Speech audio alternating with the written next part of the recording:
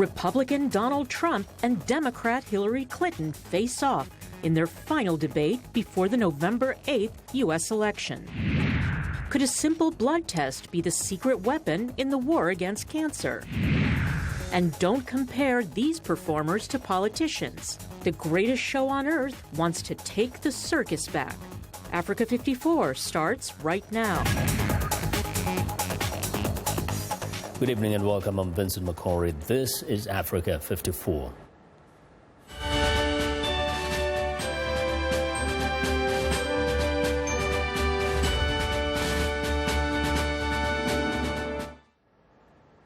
It was a debate for the ages, filled with spirited claims, accusations, and half-truths. But it was Republican presidential candidate Donald Trump's refusal to promise that he will accept the results of the U.S. election that sent shockwaves throughout the debate hall, the nation, and the world in this third and final debate with Democrat Hillary Clinton on Wednesday night in Las Vegas. The two White House hopefuls also clashed on a number of other issues, from immigration to the Supreme Court. VOA national correspondent Jim Malone has the details. For the second straight debate, there was no handshake between Hillary Clinton and Donald Trump in their final face-off. Perhaps the most significant moment came when Trump was pressed by moderator Chris Wallace about his repeated claims that the U.S. election process is rigged against him. That you will absolutely accept the result of this election. I will look at it at the time. I'm not looking at anything now. I'll look at it at the time. What I've seen is so bad. First of all, the media is so dishonest, and they've poisoned the minds of the voters. Clinton said she found Trump's response horrifying and said it ran counter to U.S. political tradition. He is denigrating, he's talking down our democracy, and I, for one, am appalled that somebody who is the nominee of one of our two major parties would take that kind of position. Trump and Clinton also clashed over whether Russia is trying to influence the election process through cyber attacks, which U.S. intelligence officials believe is the case. Finally, will Donald Trump admit and condemn that the Russians are doing this and make it clear that he will not have the help of Putin in this election, that he rejects Russian espionage against Americans, which he actually encouraged in the past. When pressed, Trump said he would of course condemn Russia for the activity if it was true. But he also said China or others could be behind the cyber attacks. I don't know Putin. He said nice things about me. If we got along well, that would be good. If Russia and the United States got along well and went after ISIS, that would be good. He has no respect for her. He has no respect for our president. Trump was also on the defensive over allegations from at least 9 women who say he groped them sexually. Well, first of all, those stories have been largely debunked. Those people, I don't know those people. I have a feeling how they came. I believe it was her campaign that did it. Clinton sought to defend those making the allegations. Donald thinks belittling women makes him bigger. He goes after their dignity, their self-worth, and I don't think there is a woman anywhere who doesn't know what that feels like. The candidates also offered different views on Supreme Court appointments, abortion, and immigration, when Trump again called for a border wall. But Clinton said he would rip families apart. With Hillary Clinton now holding an expanded lead of about 7 percentage points, early voting is underway in more than 30 states. Well, Jim Malone joins us now to put last night's debate into perspective. Jim, welcome. And first, let's start with a very clear headline from last night of Donald Trump refusing, or at least refusing on that stage, to say he will accept the results. Just explain to us what would be the implications of this. Well, it's never happened before in our history that we've had a major party nominee raise questions like this in advance of the election. You know, Vincent, it was only 16 years ago we had a disputed election in this country. It eventually went to the Supreme Court. It eventually was settled. We had a concession speech by Democrat Al Gore, and George W. Bush became the 43rd president of the United States. There were no tanks in the streets. This takes our tradition to a different level, something we haven't seen before. Because, Jim, that was not... there were no claims of rigging. Wasn't it a different situation where the issue was about the number of votes that Well, there were disputed counted? votes, though, in Florida. There was a dispute over the counting. Trump is claiming now that the election is rigged. But when he's pressed on that, he's kind of vague as to what exactly he's saying. He talks a lot about the media. He also talks about voting irregularities. But the fact is, there's a lot of evidence to show that's a very minor part of what goes on in our system. Don't forget, we don't have a central authority in the federal government that runs our elections. They are run by the states. Yeah, because for those in Africa listening to this, it reminds them of so many of the opposition leaders who preemptively claim this. And so when they lose, of course, they claim it was stolen. That's right, and I covered some of those elections in Kenya, so I know what you're talking about. Now, did Hillary Clinton last night say anything that perhaps may change some of the minds of those who may have been, still undecided even from last time's debate? It's possible. She was composed. She has done pretty well in these debates. In fact, from the first debate at the end of September, this race has changed dramatically. She's now in a sizable lead. It was basically tied when the debate started. I think more to the point, Donald Trump may have said some things last night that are going to cause people who may have been considering voting for him to maybe pull back.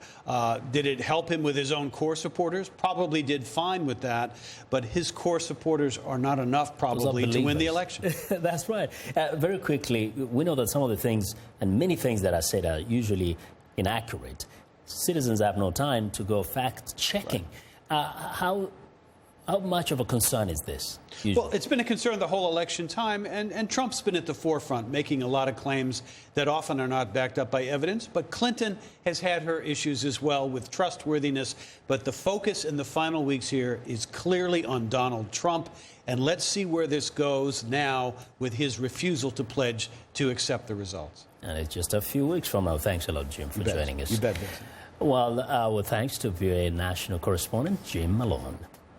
Now, as Donald Trump and Hillary Clinton dueled inside the debate hall at the University of Nevada, Las Vegas, supporters and protesters were out on the city's famed street pushing their candidate. VOA's Elizabeth Lee reports. The clash between Republicans and Democrats began even before the debate started. Look, I'm trying to make a comment, but I'll have bird doggers making all sort of noise behind me intentionally. Donald Trump supporter Tian Wang decided to show up at the protest against Donald Trump in front of his hotel and casino in Las Vegas. Members of the Culinary Workers Union built a wall of taco trucks to protest the wall that Trump wants to build at the U.S.-Mexico border. We bring a lot of tacos and we have the wall because Mr. Trump has been insulting the immigrants in this country. He doesn't understand this country has been built by immigrants, and he needs to understand the wall is not a wall for separation. It's a wall for unity for us. Wang, also an immigrant and the founder of Chinese Americans for Trump, says there are 6,000 members within his group who do not support Democrat Hillary Clinton. Trump's core values are more in line with Republican values, which are kind of in line with the Chinese American values. We treasure education. We care about security. We don't want to get shot by terrorist people. So, Obama has failed to protect us from ISIS. On campus at the debate site, Clinton and Trump supporters rally outside, while the presidential candidates inside make one last effort to sway undecided voters. Next to the debate hall, in the spin room, Democrats and Republicans speak to reporters after the debate. A common topic, Trump's unwillingness to accept the results if Clinton wins the election. And this is an American voting process, not a party process. If there's something that has an appearance of impropriety, I think it's a fair question to challenge that. Clinton supporters expressed outrage. Yeah, we just had the nominee of the Republican Party say he doesn't trust American democracy. He doesn't know if he'll trust the outcome of this presidential election. I can't think of anything sadder or more disqualifying. As to who won the final debate, it depends on who you ask. I thought she crushed him. Donald J. Trump. Absolutely, hands down. Since the debates began in September, Clinton has built a solid lead in the polls. Voters will make the final judgment in November. Elizabeth Lee, VOA News, Las Vegas.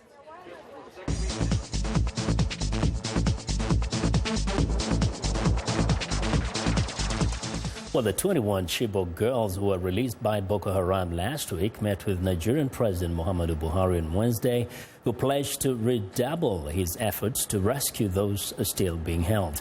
Buhari addressed the girls along with their families at the presidential villa in Abuja. The 21 girls were part of a group of over 200 schoolgirls kidnapped from the northeast Nigerian town of Chibok in April 2014.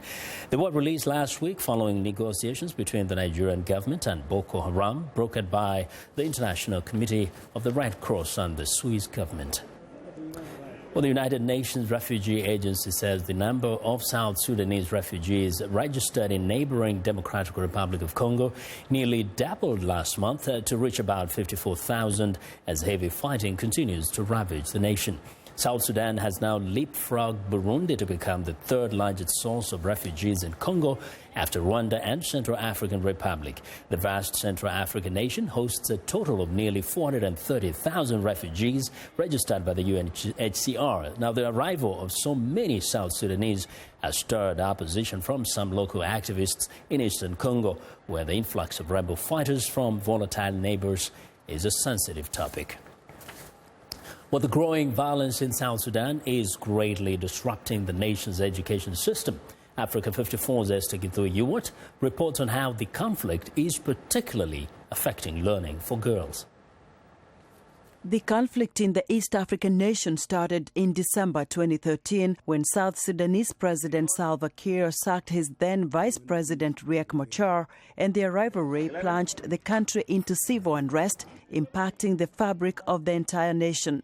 Machar has since been replaced as first vice president by Taban Dengai. Machar, who first fled to the Democratic Republic of Congo, is now being treated for undisclosed health problems in Johannesburg. The fighting has forced many schools to close, and most students have abandoned their studies.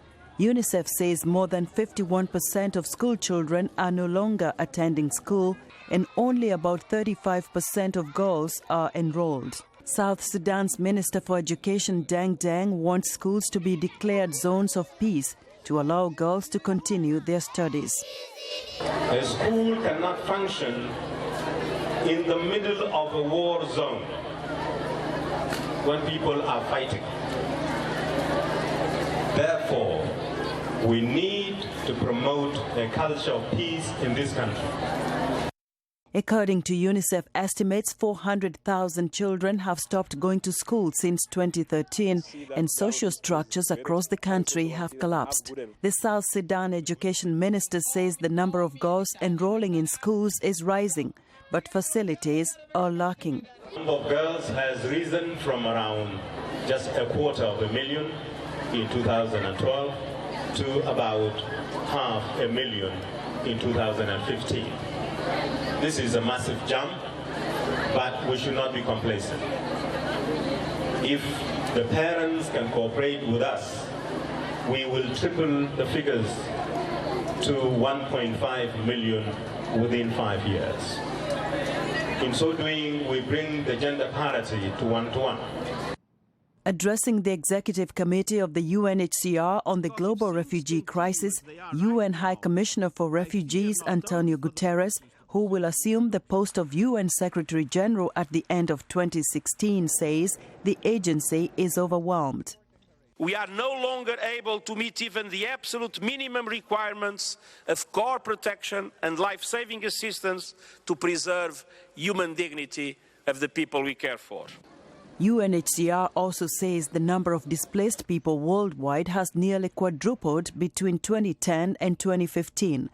The conflict in South Sudan has forced 500,000 people to flee their homes to Kenya and Ethiopia. Many girls are then forced into early marriages, while others bear the burden of household work, contributing to their unequal participation in education. Esther Githu-Ewart, VOA News, Washington. We want to know what you think about Africa 54 and the stories we covered. Join the conversation on Facebook. The address is Africa 54, and check out our headlines 24/7 on voaafrica.com. Find me on Twitter at VOA Vince Makori. Coming up, could a simple blood test become the new weapon in the war on cancer? Stay with us.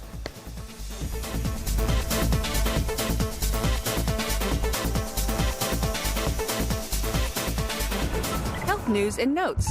This is Living Better. The latest research shows that getting back to moving shortly after surgery leads to faster recovery and improved outcomes for patients like Marnie Halassa.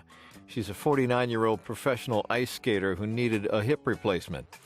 Just 3 hours after surgery, her doctors had her up and moving.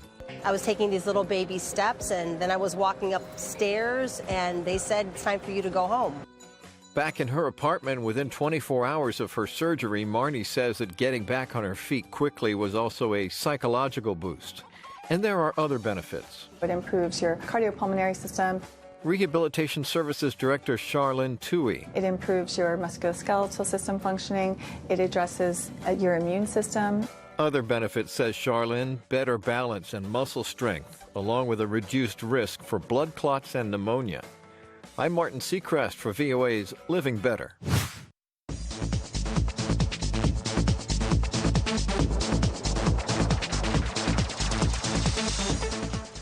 Well, a ceasefire broke out by the UN went into effect in war-ravaged Yemen late Wednesday. The UN hopes the 72-hour break will allow humanitarian workers to deliver badly needed aid and pave the way for peace talks. We're seeing very high levels of malnutrition and food insecurity. We know the formal economy is in very bad shape, the banking sector is in very bad shape, and people's salaries are not getting paid. So all of those are contributing to compounding the conflict in this country and making life very, very difficult, in fact miserable for thousands and millions of people. Well, the deal followed days of military escalation in northern Yemen, where Saudi-backed rebel forces accelerated their push into the Houthi stronghold of Sa'ada. Now, to the fight for Mosul, U.S. and Iraqi officials say the Iraqis and Kurdish Peshmerga forces continue to advance faster than expected. VOA Pentagon correspondent Kalabab has the latest. Iraqi and Kurdish forces keep racking up the victories on the outskirts of Mosul, the Islamic State's largest urban stronghold in Iraq. Now these forces are being urged not to go so fast that they give an opportunity to Islamic State fighters to stall the progress. I'm not telling the Iraqis to rush to Mosul. I'm telling them, you've got the momentum, sustain the momentum, continue to put unrelenting pressure on the enemy, and then the enemy's going to break. The fight will not be easy. This video, posted by Islamic State's media arm, purports to show the terror group's fighters putting up stiff resistance around the city. The group has built several defenses along the way, including a patchwork of tunnels like the one seen here, meant to allow IS fighters to move around without being detected by coalition aircraft.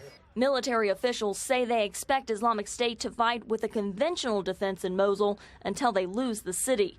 After that, they say, Islamic State will act more like an insurgency.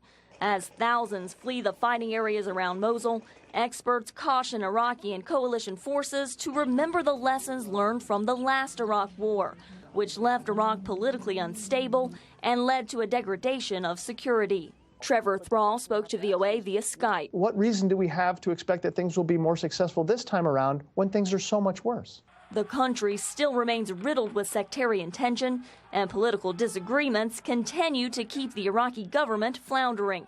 Carla Babb, VOA News, The Pentagon.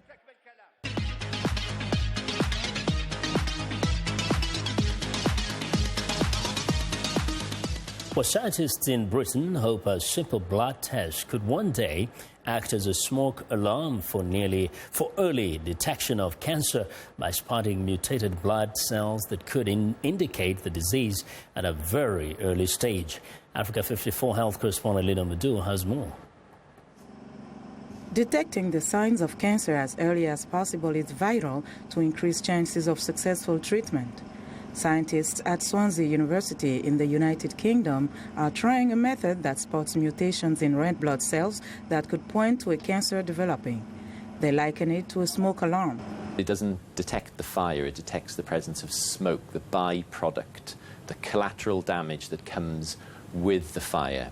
And equally, in this blood test, we don't measure the presence of cancer, we measure the presence of mutated red blood cells, which are the collateral damage that occur as a byproduct of the cancer developing. Using a standard analytical machine, they've optimized it to look specifically for mutations in millions of red blood cells. These mutant cells lack a specific surface protein that healthy cells normally have. Over 4 years of research, the team has screened about 300 individuals' blood samples. Although so far they've only carried out tests on patients with cancer of the esophagus, the results have been encouraging. There seems to be an increase in the numbers of mutant cells between healthy volunteer and a cancer patient, which is as much as an order of magnitude, so from 5 mutants per million up to around 40 or 50 mutants per million. And so being able to set a threshold somewhere between those two values where we might be able to either inform a clinician that there is a high chance of someone having cancer or a low chance of someone having cancer. Much more research is needed before a test like this could be viable.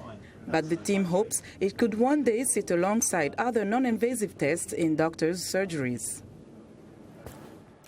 Now that was Africa 54 health correspondent Lina Maduro reporting. It's time now for a short break. Still to come on Africa 54. Enough is enough. The 2016 U.S. presidential campaign has yet another critic. We'll be right back.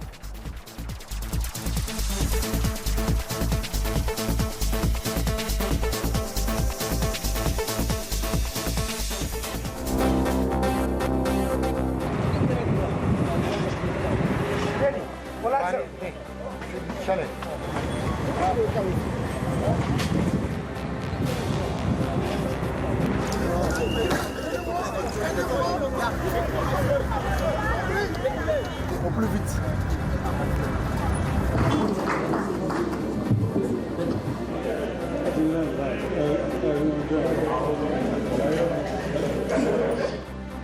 Then the representative. Happy for seeing this wonderful. The International Criminal Court is now in session. No legal system in the world can accept the bribing of witnesses, the inducement of witnesses. Article 17, paragraph 1.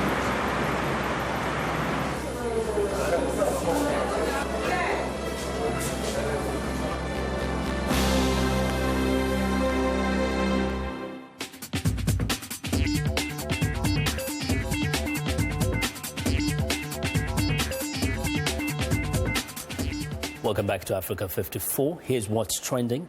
The circus would like you to stop calling the 2016 U.S. election campaign a circus. Ringling Brothers and Barnum and Bailey launched a new campaign titled The Circus Wants the Circus Back. The goal? To get rid of the negative association the presidential election has brought to the words circus and clowns. The campaign is a video, a social media hashtag, Take Back the Circus, and part of a promotion for its current circus tour.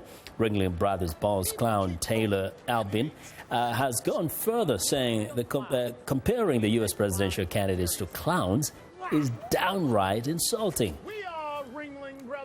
Well, next up, this isn't your average tour of Berlin. Tour guide and Syrian refugee Firas Sikra meets his group in the middle of the bustling immigrant neighborhood of Neukölln. Zachary is one of 4 refugee guides with the Quastentine or Cross-City organization that initially started offering guided tours for formerly homeless people. Now, this year, the group has added asylum seekers to its team and created the new refugee tour. They have become so successful that there is a higher demand for the tours than the group is able to offer, and they are looking to hire more refugees.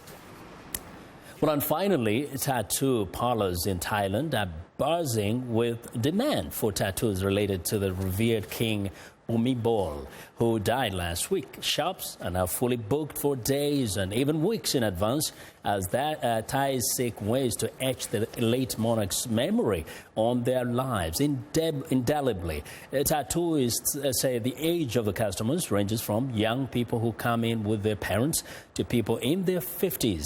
As well as tattoos, there is also brisk demand for commemorative photographs, paintings, banknotes and stamps. And that is what is trending today.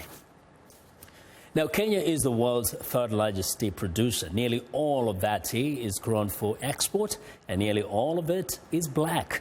But Kenya has been branching out into a new variety, purple tea, hailed by some for its superior health benefits. Ryle Mbor has the story. It's not hard to see where purple tea gets its name. The tea variety, with its distinctive violet-colored leaves, was first introduced in the Mount Kenya region in 2008. The Kangaita Tea Factory, about 3 hours outside Nairobi, has been touting its health benefits. The plant's pigment indicates the presence of a powerful antioxidant, anthocyanin. Some say its health benefits may even surpass those of green or black tea. We have researched a lot on the health benefits, from cancerous models to models that have undergone oxidation, extreme oxidative stress, and we've seen that purple tea actually alleviates the stress in these cells. And we have used that to educate our people that purple tea is actually good for your health. Black tea is processed here using the tear and curl method, but purple tea must be rolled. This traditional method of tea manufacturing retains the wholeness of leaves, producing a light and brisk tea. The Kenya Tea Development Authority says orders have come in from all over the world, including India, Japan, and many European countries. So as the market warms up to it and as more demand comes up, then we'll expand the acreage under the crop. But as it is right now, that is the process. So people are getting used to it. But as I said, it's an upmarket product. It's not a mass market product. So it's never really going to replace the CTC or orthodox teas that you see in the global markets. Kenyans may have the best luck going straight to the factory. Only a few local supermarkets stock purple tea. When prepared, the tea has a slightly sweet taste. Those who have tried it say they keep going back for more. Ryle Mbor for VOA News, Nairobi. I'll continue taking the purple tea. Indeed, and that's our show for today. And I'll be sure to watch Africa 54 on our website at voaafrica.com. For more news, tune in to VOA's evening radio show, Africa News Tonight, at 1800 UTC. And in the mornings to Daybreak Africa, that's between 0300 and 0600 UTC, Monday through Friday. Thanks a lot for watching from all of us here in Washington. Have a good night.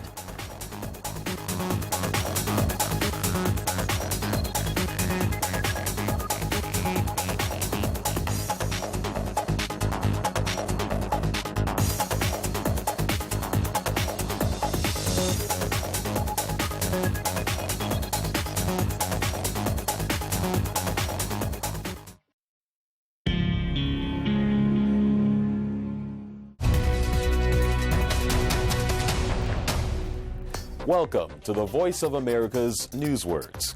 This is a word you hear in stories about fighting or war. Combat. Police in Ferguson, Missouri, dressed in military uniforms with assault weapons and armored combat vehicles, fired tear gas to break up demonstrations following the shooting death of Michael Brown. Combat means a fight between individuals or groups. Combat is another word for battle. In this story, they talked about combat vehicles, which protected the police. Armored combat vehicles are usually used in wars. Police sometimes use them for protection from crowds. Now, the next time you hear the word combat, you will know what this newsword means.